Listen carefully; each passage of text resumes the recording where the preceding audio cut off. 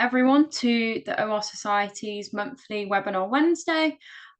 Just wanted to do a quick introduction before we get started. So we have Mark here today, who will be hosting a webinar for you. Mark will give an overview of the neurodiversity movement and how this is shaping new understanding of different conditions linked in this area. Mark has over 25 years experience in his career and lots of ideas to share around this. So I'm definitely looking forward to hear it. And I will pass over to you, Mark, to kick off. Thank you. Hello, everyone. Yes, welcome to this webinar about understanding particularly autism and ADHD and the neurodiversity movement. So let me start. So what I'll be talking about, I'll tell you about where I'm coming from and why it is I'm talking to you about this subject. Going to introduce the neurodiversity movement and some of the background of that, and then I'm going to frame this whole discussion in the broader context of cognitive diversity, and I'll particularly put ADHD and autism in that sort of framing, and then we'll wrap up, and there'll be time for questions at the end. So do please, throughout, ask questions in the Q&A function in Zoom, and do also please vote up any questions other people have asked that you would like answered. Should be about 15 minutes for Q&A at the end, and I'm really keen that I answer the questions that most people want to hear answered. So do please engage with that.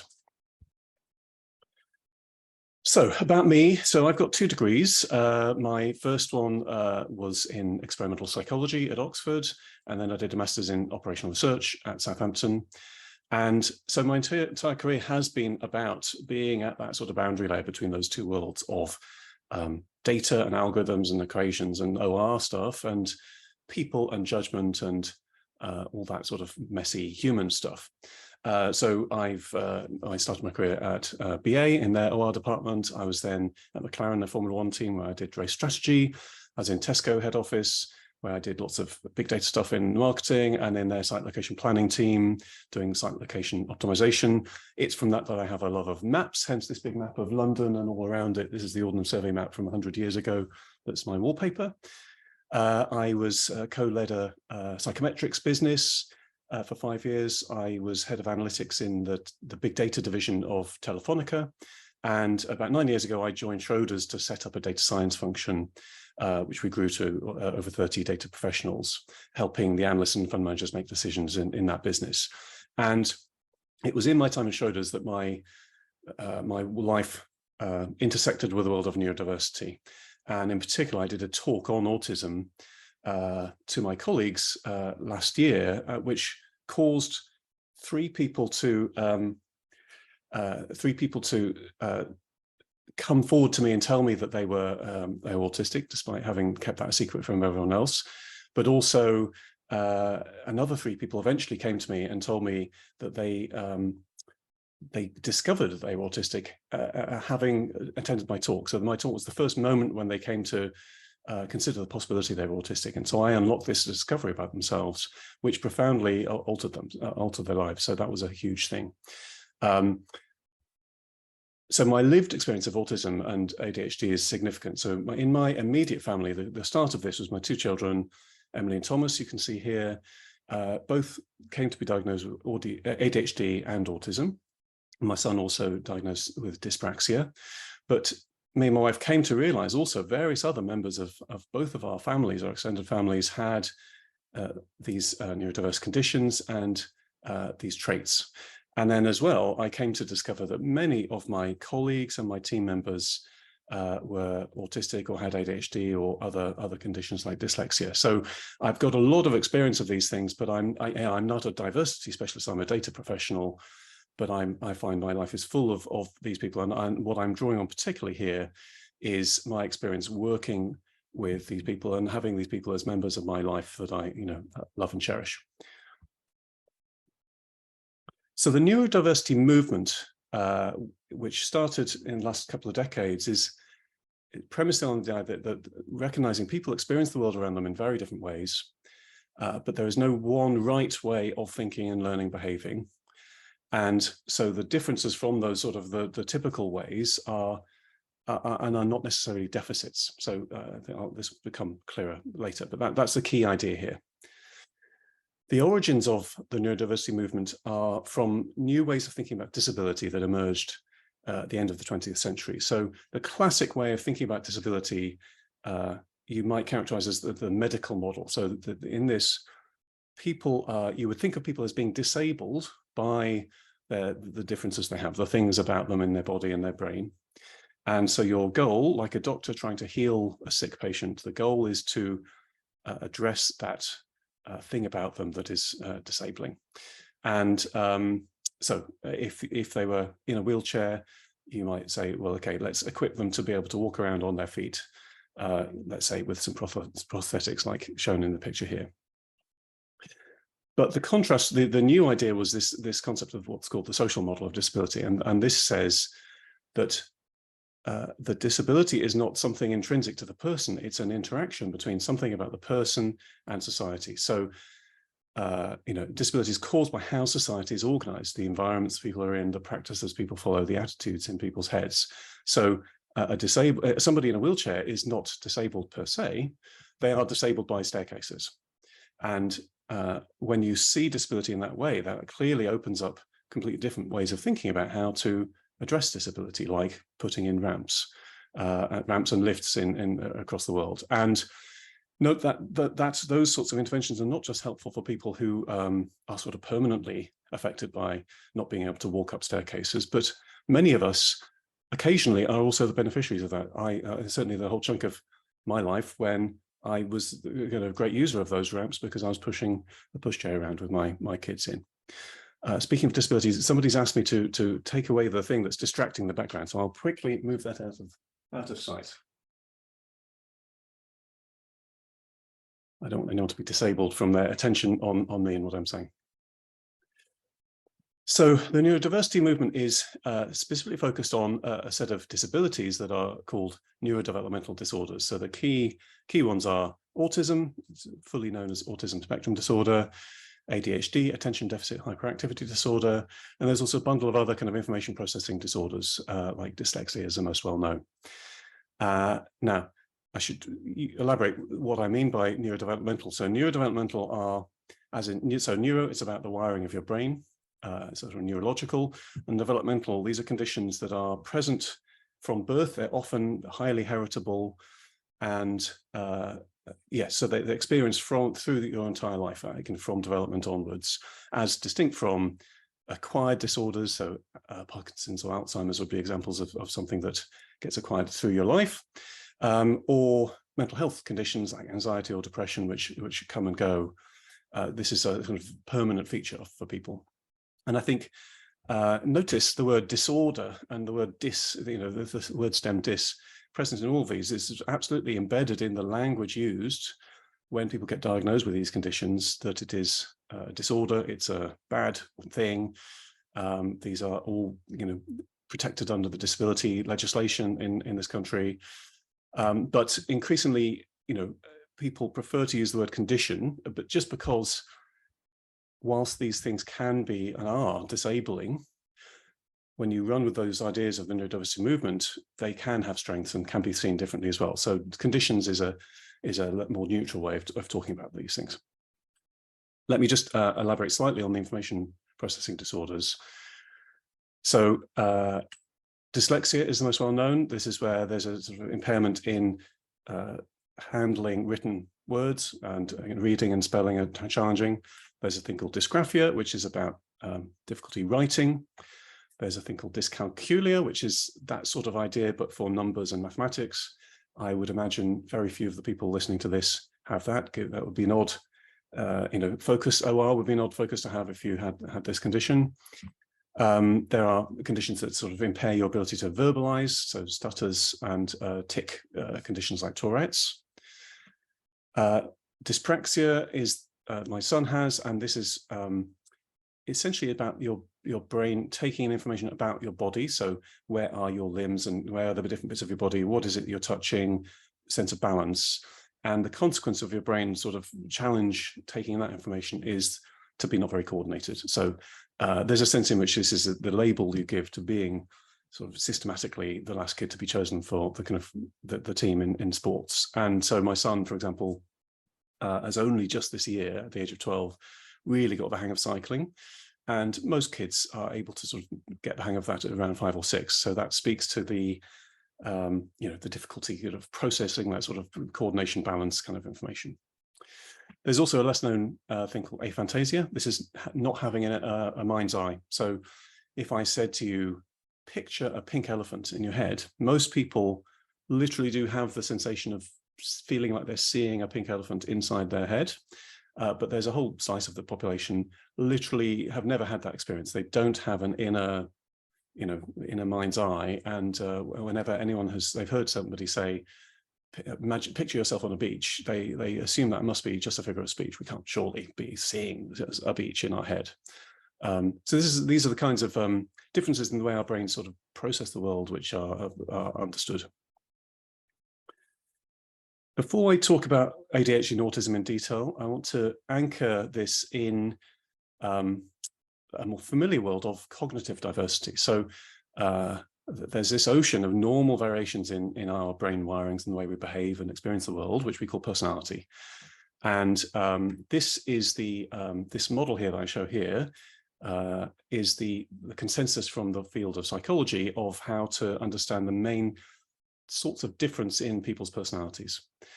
Notice that it's got a little no mnemonic that spells out ocean. So there's openness. People vary in the degree to which they, open. They like going to museums and experiencing lots of new things. Whereas at the other end, they'd be very, not to be interested in that and feel that the best to do things the conventional standard way. Conscientiousness is about, being diligent and getting things done and doing what you're asked, as against spontaneous. Extroversion, I think probably people are most familiar with. So extroverts are energized by being in the company of other people, and introverts are very happy to be in their own company. Agreeableness, basically, are you nice and pleasant and, nice to be with or not? And finally, neuroticism is the psychologist's word for emotional stability. So some people are very stable emotionally and placid and calm, and others have much more bigger swings in their emotional state. So these are ways of thinking about how we differ neurologically and neurodevelopmentally that we're all very familiar with. And I'm sure many of you will have gone on some sort of management offsite or something where there was some sort of exercise where everyone had filled in some sort of profile and they were given a summary of how they differed from each other in terms of their personality. You might have used Myers-Briggs, and there's various other sorts of frameworks like that. And those are often the basis of a really fruitful, positive discussion about how people are different from each other and how you need to work with each other and communicate with each other differently, recognizing those differences. So this is very familiar. And what I'm going to be doing is giving you ways of thinking about ADHD and autism that you can connect to this way of thinking. And just to be clear, the reason these 5 things are listed separately is they are each completely independent from each other. So they're, if you do a kind of dimension reduction exercise like PCA on lots of personality data, these are the 5 dimensions you'd get out of it. And so each is completely independent, and this is my fingerprint of my sort of personality profile, essentially. So let's turn to these other conditions. So ADHD, attention deficit hyperactivity disorder. I put hyperactivity in brackets there because it isn't necessary to being diagnosed. There's sort of 2 flavors, as it were, but it's about attention. So from my experience, from the research and from my experience working with people with ADHD and including the recognition I have ADHD traits, I'm pretty sure my kids have mainly inherited their ADHD from me. Here, what I find some of the characteristic behaviors in the workplace. So if you're thinking about this for yourself or your colleagues, I hope this is a useful sort of outline. So they can be distractible. Their mind can seem elsewhere and can struggle to focus on things, especially when there's lots to handle. So people with ADHD will drop or lose some tasks, organizational tasks not necessarily handled. Quite commonly, activities will be started but unfinished. They can often be forgetful and have poor memory. And so if they don't have some kind of clear strategy and structure, like kind of diligent use of the diary or making notes, can miss stuff, miss meetings, be late for appointments, commitments, forgetting tasks. So memory is often part of it. If they're the hyperactive version, they can be very fidgety or constantly moving. They might have some sort of fiddle toy that they use. They might talk excessively or struggle to take turn in conversation. They can often have a pattern of just only getting things done at the last minute. And if they work on their own, that's fine. But if other colleagues are depending on them, that can be a bit of a frustrating pattern. It's not uncommon for them to have really struggled in lockdown. So when COVID happened and we were all stuck at home, the sudden removal of the structures and the boundaries and the sort of the shape of being in an office and all the people around you did cause some people with ADHD really struggle. I had one colleague who came to realize he had ADHD after all this happened, but they really struggled with their productivity in lockdown because so much of getting organized and getting stuff done depended on their own self-organization rather than the structures around them. But they can be amazingly productive. They can get things done spectacularly quickly, weirdly. So it's not uncommon for them to have what you might call a spiky productivity profile. They sort of one day they do 3 days worth of work, and then the next 3 days maybe apparently not get anything done. And so that can be an experience a manager has of an ADHD team member. But they can be amazingly good in a crisis as a common pattern. They can really rise to a challenge. They can be really well activated by a deadline, but it needs to be a real one. Fake deadlines tend not to work. And one key feature of ADHD is this concept of hyperfocus. So it's not that they can't attend to things, and sometimes often people with ADHD will attend in a kind of total way on one thing for a long time, and that's part of getting amazing things done quickly. And they can often be quite fizzy, passionate, fun people to be around. Then as a sort of a pattern, they're much more prevalent in marketing and among sort of famous people with ADHD that are that's in the public eye. They're very often comedians and creative in creative fields. So what's going on here? What's actually, how do we understand this? So I think the simplest way to understand this is that there's a constant tension in our brain between two sort of circuits of our brain. First of all, there's our prefrontal cortex. This is so this is the front of our brain. This is the frontal lobes. This is the bit that used to get sort of disconnected when people were given lobotomies. And the evidence is that this is primarily the focus of what's called executive function. This is the wise bit of your brain. This is the bit that does planning and anticipation and regulation of emotions, and why people who received lobotomies were totally incapable of functioning.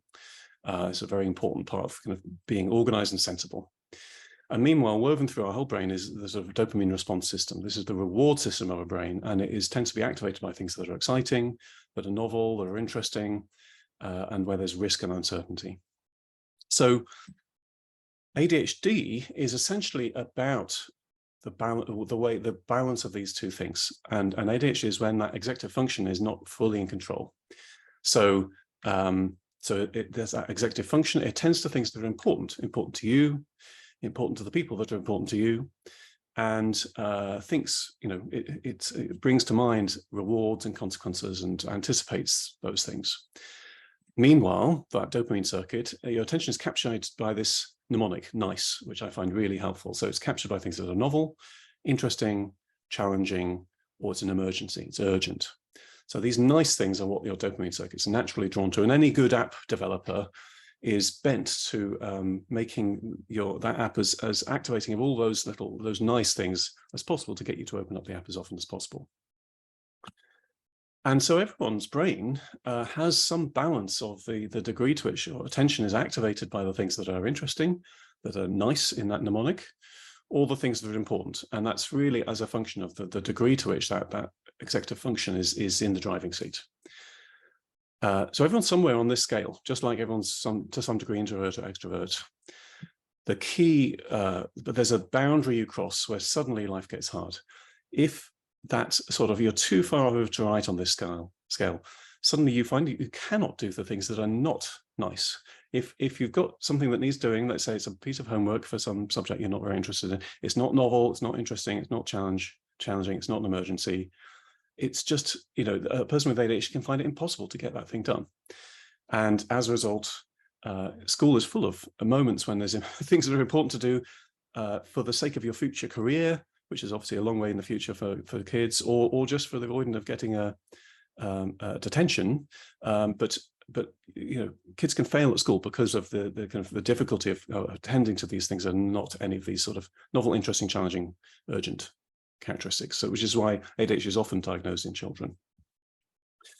But they can be amazingly, people at the far right of the scale can be amazingly productive and creative for these nice things. It's not just that they happen to be able to attend to them. They are I say attention activation quite intentionally.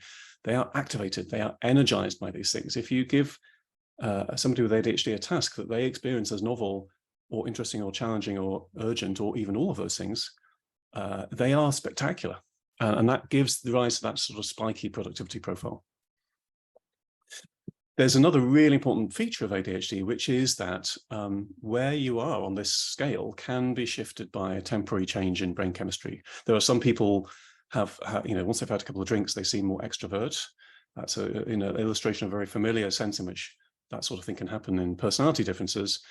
And with ADHD, there's medication. So one of the key reasons people get diagnosed is not just understanding why are certain things difficult in life, but also as a gateway to medication. So there's various kind of medications. The brand names people are often familiar with are Ritalin and Adderall are quite often talked about, and these are essentially stimulants. There's a few different types.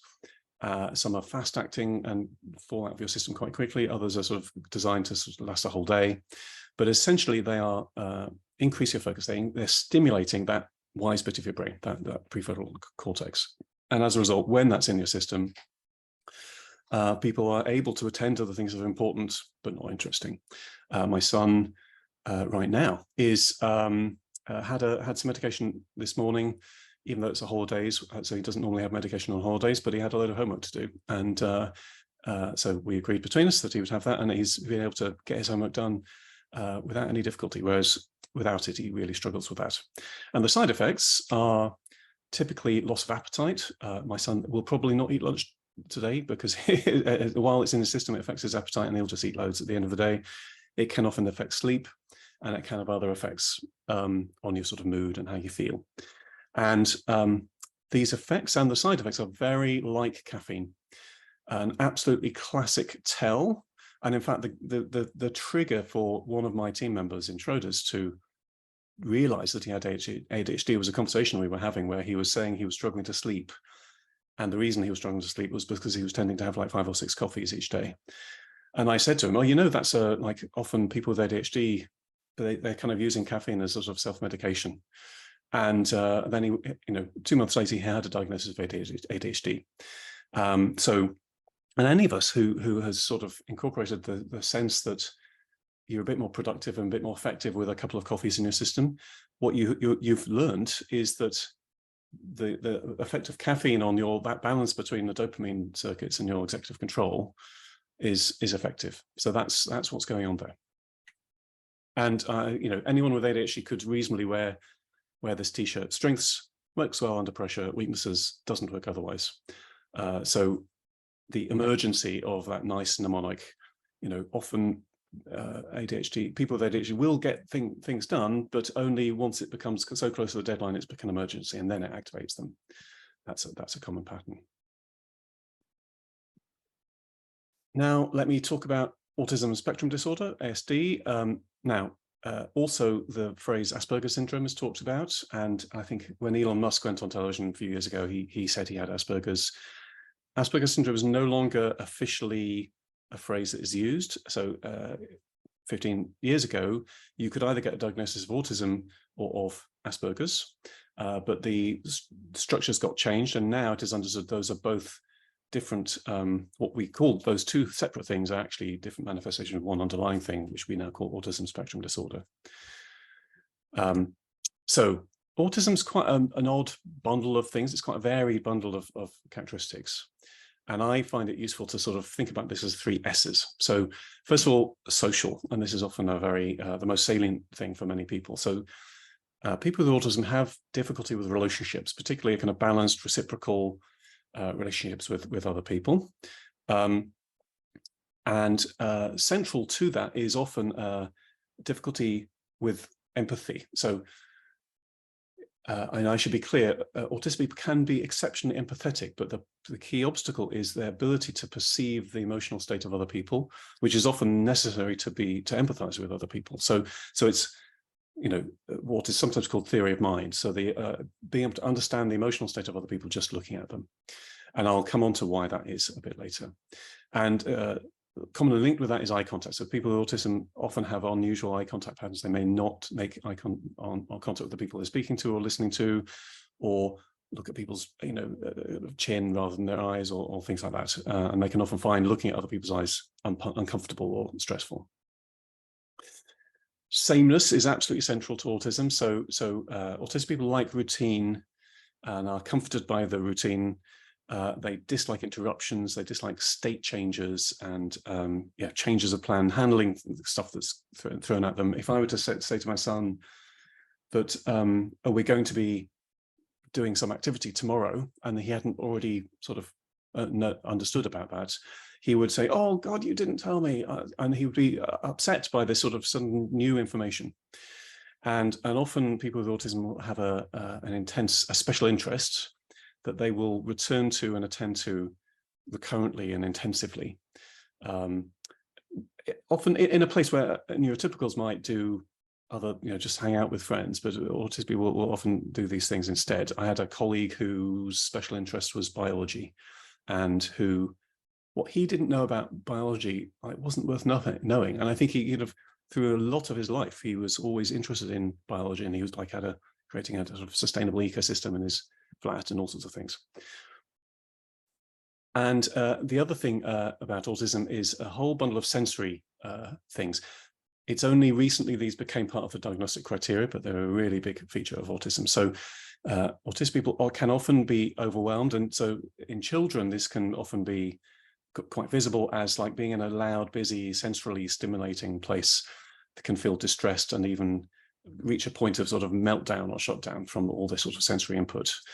And so there's both a cumulative effect of that in a single moment accumulating over time, but also autistic people are often hyper or hyposensitive on specific things. So I know an autistic family member who is extraordinarily sensitive to smell and can smell things that, when the rest of us can't, or to sound. And my daughter, when she was like 6 or 7, cut the labels out of all her clothes. And in hindsight, that was clearly her experiencing the sort of sensory bothering of those labels. But I mean, I literally never noticed the labels in my clothes. So that kind of sensory thing is a big part of autism. So this is quite a diverse bundle of things. By the way, I should just mention the word spectrum in the name of autism spectrum disorder. The word spectrum is not trying to say everyone's a little bit autistic. What it means is, what it's getting at is that the specific sort of combination of features and kind of behaviors and characteristics of one autistic person is different from another autistic person. So they have a different blend of facets. So that makes it complicated to diagnose, and in a sense, that's the label that part of the absorption of what was called autism and Asperger's. And there's a little phrase that captures that idea from the autistic community, which I think is nice. Once you've met one person with autism, you've met one person with autism. By kind of breaking that trope of once you've met one person with X, you've met them all, it really captures this idea that autistic people are different, not just from the norm, but from each other. So in the workplace, and this is very much drawing on the discussions and my experiences with autistic colleagues and team members, here are the kind of behaviors you would see and experience in the workplace. Context switching. My autistic team members found context switching painful. So they hated when they were juggling lots of things. They really much preferred having one big thing to focus on in a sustained way. And often in a kind of busy office environment, that can be a real challenge. And they were profoundly distressed by sort of unexpected changes being announced, or the looming prospect of changes, but with this sort of new information. So there's something about handling of new information and sort of switching from one thing to another there. Autistic people linked to a social thinker, so they can often misjudge social situations, commit social blunders, can feel anxious about the prospect of possibly committing social blunders, I definitely observed my colleagues like misunderstanding jokes or taking figurative phrases literally, could sometimes be pedantic. A common thing I definitely saw was neurotypicals really misunderstanding them and sort of perceiving them as being arrogant or dramatic or kind of aloof or weird and quirky. And that pattern of experience is, of course, why so many autistic people were bullied as children. These are the behaviors that would, attract, negative attention from your school friends. I found that they often really didn't like ambiguity. Life is full of vague, ambiguous stuff, and in particular in organizational settings, they would often have a kind of really black and white, like things should be this way kind of view of things. And that speaks to something that is very clearly a common feature, is that autistic people often have a fierce sense of justice and consistency, which I think is interesting. Well, again, we'll come back to why. They love noise cancelling headphones. I think people with ADHD also benefit from that, but that's both about avoiding interruption, but also the sensory stuff as well. I have an autistic family member who literally became tearful the first time they put on some noise cancelling headphones. It was such a joyous sort of moment for them, which is extraordinary. Much more prevalent among scientists and engineers and coders. And they'll often have an amazing depth of expertise and skill in something that I've mentioned about the special interest. And sometimes that can be, if that's useful, that can be extraordinary. So what is this? How can we make sense of it? And I think it is an obstacle to people understanding autism, to the fact that it's this big bundle of very varied things. It makes it very othering, as it were. And so this is my take on really what's one idea that helps to understand and explain autism, and it's about snap synthesis. This is something that's happening intuitively in our brains, and this is my articulation of a long-standing theory of autism called weak central coherence. So I'm about to show you something. I'm going to show you, and I'd like you to consider what pops into your head. What's your experience when you see it? Just the moment you see it.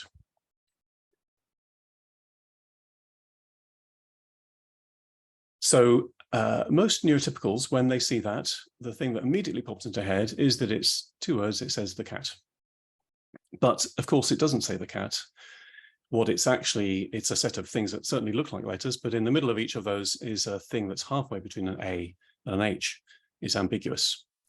And so most neurotypicals, their brains, subliminally, without even thinking, their brains have done this amazing feat of synthesis, of taking the various other bits of context and evidence and coming to one interpretation of this ambiguous bit of information. So it's like a bundle of things that look like letters. So maybe it's two words. If it's two words, it's probably a sentence. If it's a sentence, then what's some interpretation of that would be consistent with a meaningful English sentence? And somehow a neurotypical brain instantaneously, without even thinking about it, turns that into it must say the cat. So 3 autistic people I tried this on. One of them said that the thing that popped into their head was that it said Teichut, which is no less consistent with the information in front of you as the cat in some sense. One of them said that they were puzzling over it for like five seconds at least before they said, it says the cat. So they did that synthesis, but it was work, it was conscious effort. And then one of them, my daughter, when she saw it, she said, paused for a moment and said, well, it says the cat, but I'm annoyed by it. It makes me angry. So she was able to do that synthesis, but it was triggering some sort of emotional response. So what's going on here is everyone's brain is wired there's this scale of the degree to which your brain, and this is happening at a sort of subconscious level, it's somehow fundamental to the way sensory inputs come into our brain and turn into our conscious experiences. Everyone sits somewhere on a scale of the degree to which their brain is disambiguating those ambiguous things that come into us and turning them into a singular interpretation. And so if that coherent sort of force is strong, then you experience these things easily. You're doing that snap synthesis. But if not, the stuff comes into your brain as it is. And notice, because it doesn't say the cat, there's these things that are halfway between an H and an A. And the neurotypical brain's arrival of that experience, it says the cat, is to disregard detail that's really there. Now, this is a fairly kind of contrived example, but this illustrates something that we experience all the time. So we have, here's one ambiguous little piece of information, and in context with other bits of information, do the synthesis and it becomes clear the meaning. And this is just like social theory of mind, perceiving other people's emotions. Famously, eyes are the windows into the soul, but eyes are not actually very informative on their own. You look at this person's eyes and it's not clear whether this, exactly what the emotional state is of this person.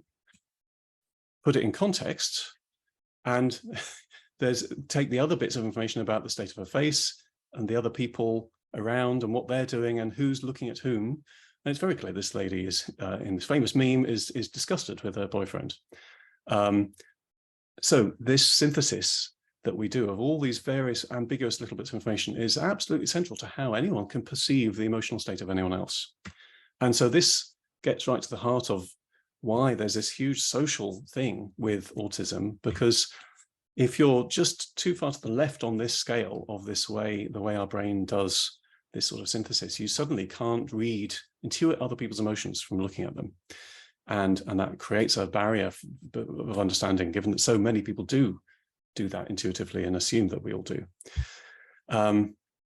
But that may be the obstacle, the challenge people hit. But having an eye for detail and seeing things as they are, not letting your brain fill in blanks for you and leap to assumptions, is really helpful for detail work.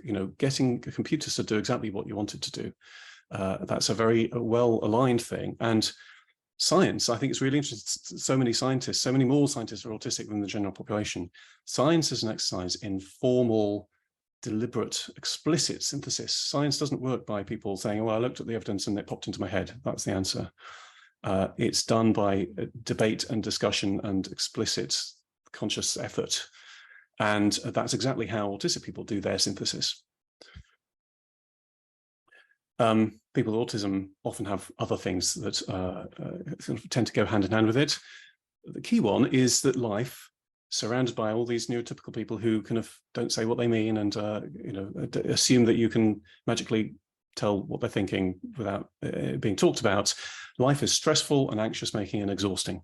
One of the members of my team who came to discover he was autistic, the gateway to that was engaging with occupational health and HR, supporting him in anxiety and what was being initially discussed as an anxiety disorder. And it came to be understood, actually, that was his anxiety was a manifestation of autism as a root cause, as a kind of thing about him. Another common, a lot of autistic people have a thing called alexithymia, which just means not being able to tell your own emotional state. So it's often hard for autistic people to really describe their experiences because knowing how they feel, they find difficult. And also they are quite common for people with autism to have a thing called prosopagnosia, which is face blindness. It's not being able to recognize people by their face. And essentially what's happening there is there's the features of the various different features of a person's face. Most people experience that as cohering together into a singular thing of, oh yeah, that's Mark's face. But again, that's an exercise of synthesis, of a kind of a combining of lots of separate things into one thing that you can then attach a name to, and autistic people often struggle with that. So here's, returning to this picture of personality, here's a full diversity of brain wirings. You've got all the different variations of sort of normal personality differences, but you've also got these other fundamental differences of the way our brains make sense of ambiguous information in a coherent way, and the way our attention is activated by whether it's important or whether it's interesting.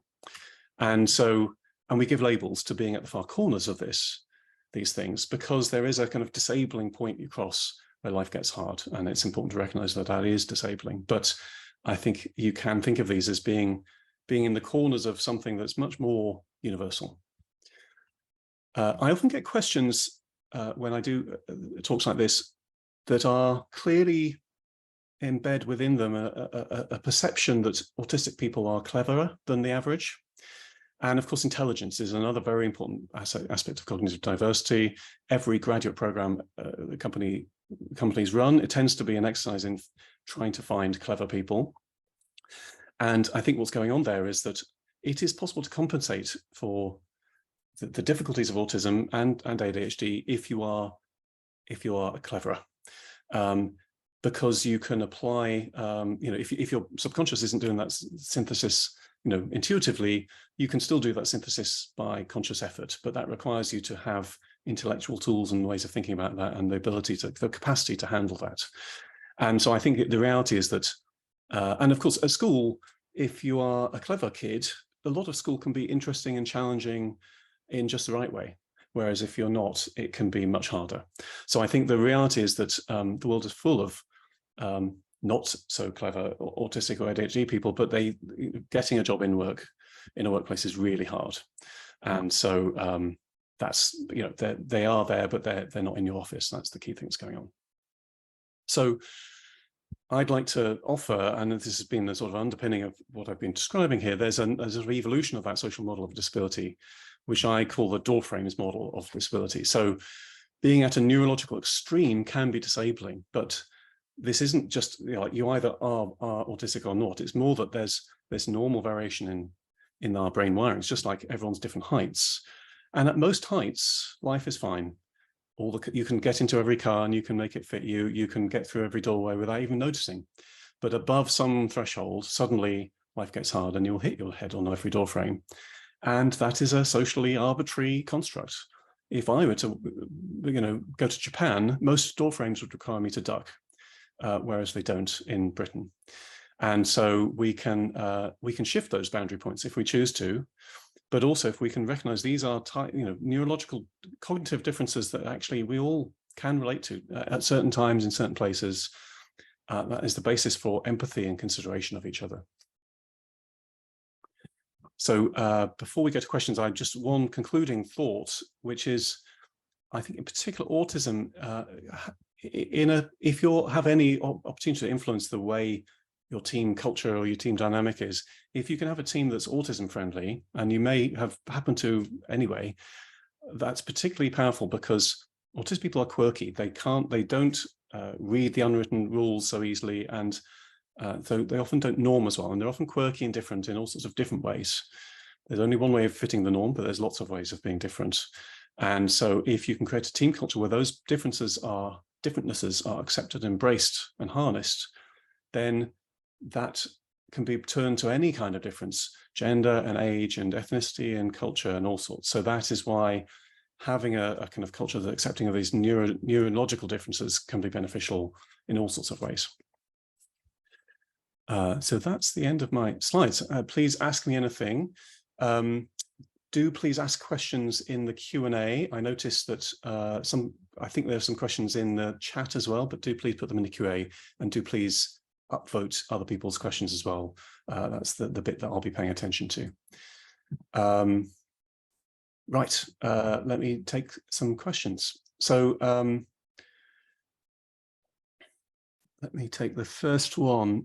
Interesting question. Why should we be able to read? It's not an obvious life skill for surviving when hunter-gathering. Yeah, I mean, that's obviously the context there is dyslexia. Yes, exactly. There's obviously something, if most people don't have difficulty reading, that's not because we evolved reading, it's something else going on there. But this is absolutely why many people, there are things we do in modern life that don't come naturally. And I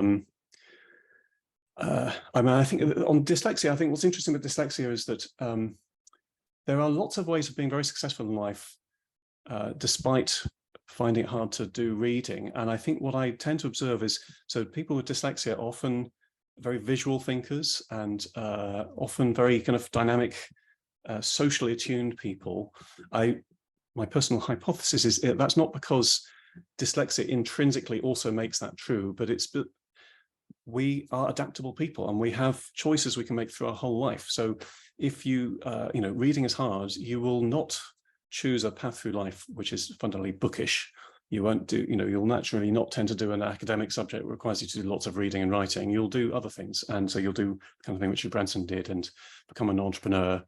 And you'll do things that are more visual. So that's my, but for sure, these, and I just, another point that's sort of implicit in that question about hunter-gathering, the evidence is very clear. Autism, particularly if you focus on autistic traits rather than diagnoses of autism, which are subject to all sorts of very complicated things about the boundaries of the definitions changing over the years and the various obstacles to getting diagnosed practically.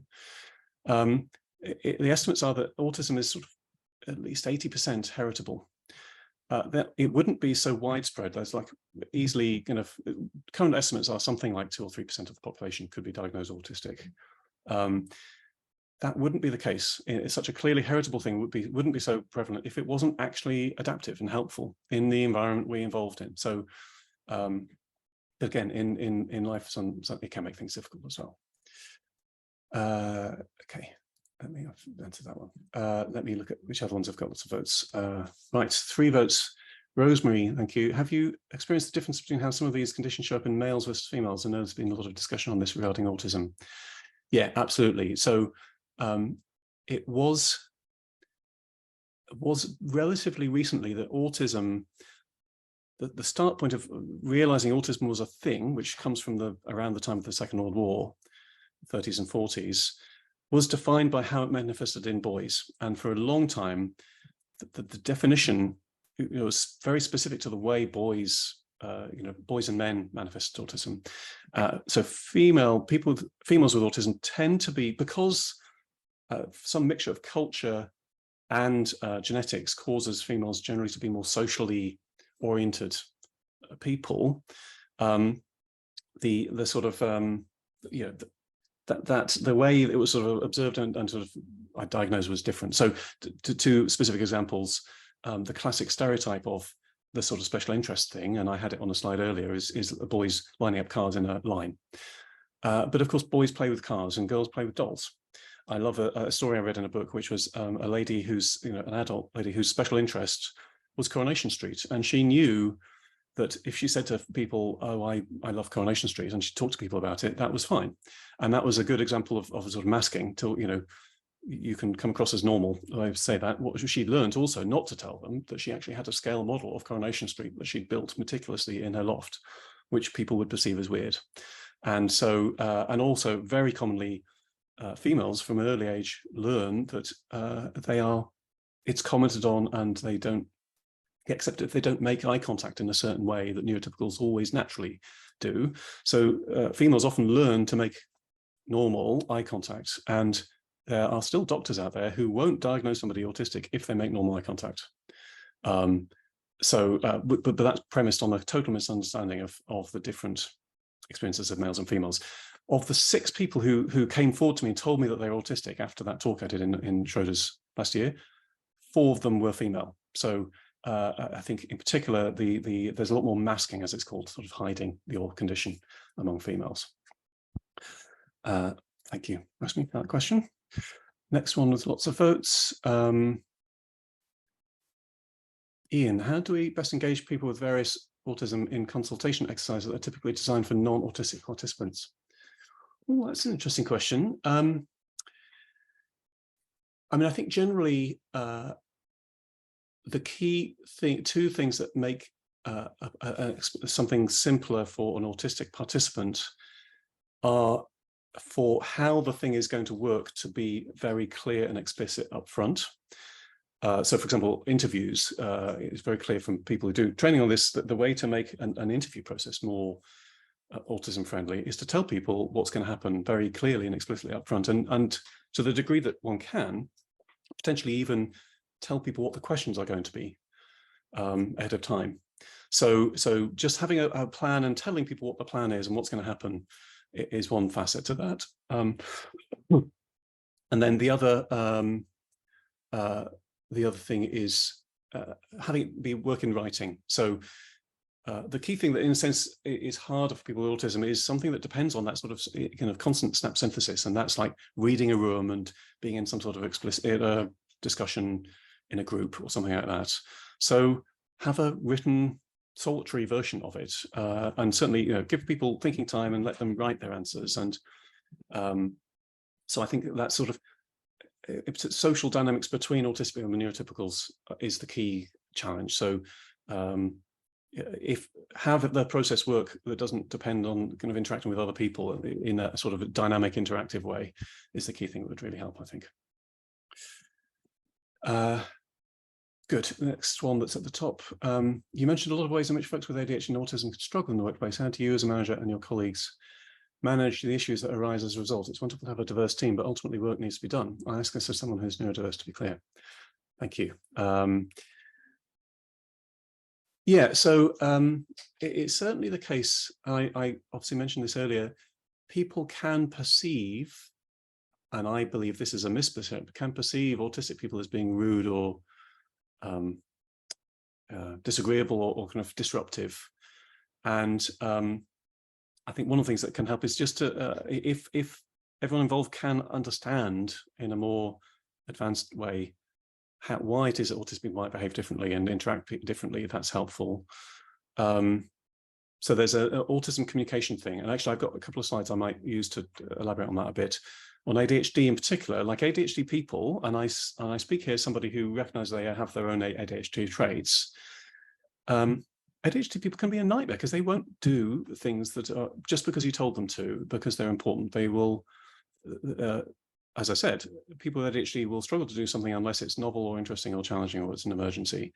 So I find the way to get good results out of people with ADHD, other than helping them on the gateway to getting diagnosed and getting medication, because I know for sure from many people in my life that has been life-changing for them, is we'll think about how to make sure that the thing you're asking them to do is one of those things.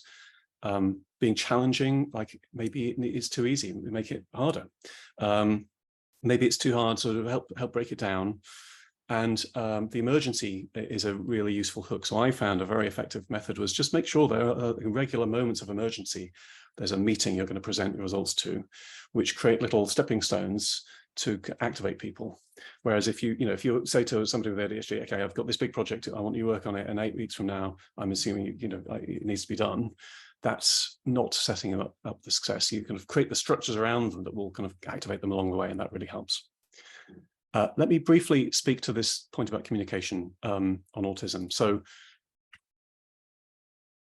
there's another theory out there, which has recently become a bit more prominent on what sort of autism called monotropism. And the key idea is that most people have what they call a polytropic focus, which is that they look at everything a little bit. And my point earlier was that they can, because their brain naturally does synthesis to simplify that into one interpretation of what's coming into them. Whereas autistic brains will have a monotropic focus. They look at a few things a lot. And again, my interpretation is that's in the absence of that ability to do that snap synthesis, that is a coping strategy. That is what you do to handle stuff. So what's happening is when neurotypical people are talking to each other, this is to neurotypical people, they are not just communicating by what they say, the words spoken, they are also communicating by the tone of voice and the facial expression and understanding the context, the setting, and all the unwritten rules and the norms of the culture and everything. They're a part of what's being communicated, and the recipient of that will do this snap synthesis, and it pops into head what the person meant.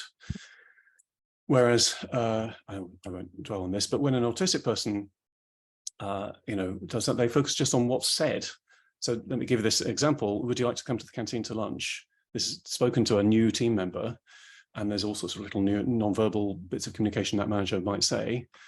The autistic person would hear, oh, my boss is suggesting I get my midday meal from the canteen, because that's what they said. They didn't say, would you like to come socialize with the team to get to know people? They said, would you like to come to the canteen for lunch? And so they say, oh, no, thanks, I've got my packed lunch. And underneath that, there's like, well, they want to connect with them, but they're not sure how. They're probably feeling overwhelmed, would like a bit of time to recharge. They're probably feeling anxious about unfamiliar foods and textures. But the neurotypical is paying attention to the facial expression and the tone of voice and the context, because that's what they assume everyone does. And so they see the absence of an apologetic face. They see the autistic person not making eye contact with the rest of the team. And they perceive what was said as rude. And so what I see commonly, and there's the phrase in the sort of community for this is the double empathy problem, it's called, is that there's a constant sort of friction between neurotypical people and autistic people. But it's because the way they communicate is fundamentally different. are they communicating by every channel all simultaneously or a single channel? And that's why in my earlier answer I talked about written communication is much more autistic friendly than sort of in-person communication. Let me go back to the questions. We have 5 more minutes. Next top voted one. This is by a mile the most coherent view of this topic I've ever encountered. Can you point us to references schools of thought where this viewpoint understand prevails? No, I can't. Yes, it's interesting. I would identify, if anything, as an insight professional. So it's my job to analyze data in a corporate setting, and apply the tools of science and analytics and OR to making sense of what's going on, and then getting to the essence of what I learned and communicating that as simply and clearly as possible to my business stakeholders, so that they understand what I said and can act on it and make better business decisions. So there's clearly a very technical component of that, which is analyzing the data, but there are human components of then really boiling it down so that the listener understands what you're saying and will actually act on it. And I have applied that professional discipline to this question of what the hell's going on with my kids and my team members. And I've had such a lot of positive feedback from this that I've run with it, but I don't see it elsewhere. And so what I see is a lot of people advocating for accommodations, but it's very much anchored in this world of autism is this big bundle of things. And I feel it's really limiting is that when it's just a big bundle of things, that isn't the basis of the neurotypicals understanding what it is and having empathy with it. So anything you can help with on that would be much appreciated. I've got several articles on my LinkedIn that have tried to articulate that. So do retweet or, share those. That would be helpful.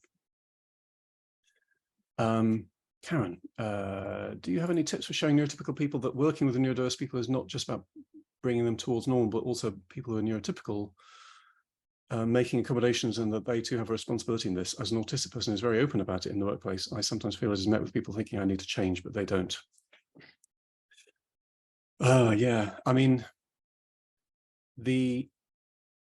often I get the question, which is sort of in between the lines of what you're saying there, which is, should I tell my colleagues that I have a neurodivergent condition? And generally my advice is no, because most of the people that will come to hear about what you are saying do not understand correctly what autism or ADHD is, or have sympathy for it. There are little bubbles of sympathy generally around the parents of people with autistic or ADHD children, but most people tend to misunderstand it. And I think it's a real dilemma. You can tell people at HR or your boss, I've got autism. Please, can you help make some accommodations? But you activate the sort of legal rights to seek accommodations, but you also activate every prejudice and misconception in the heads of everyone else that sort of hears about that. And right now, I think mostly that's to your disadvantage, which is why I feel the important thing is to sort of help educate people. That's why I've been focused on this. I will answer one more question before we run out of time. How do you approach guiding neurodiverse people to recognize their condition? Yeah, there are good little diagnostics out there. And if you seek official diagnosis, you'll be asked to fill those in. And there are good communities out there, like on social media. So I seek some of those quizzes and read some of those experiences and immerse yourself in the hypothesis. And then I think you'll come to realize it or not. I think that's what I'd recommend. Great, thank you everyone. A couple of questions I didn't have time to answer. We may be able to do so in writing afterwards.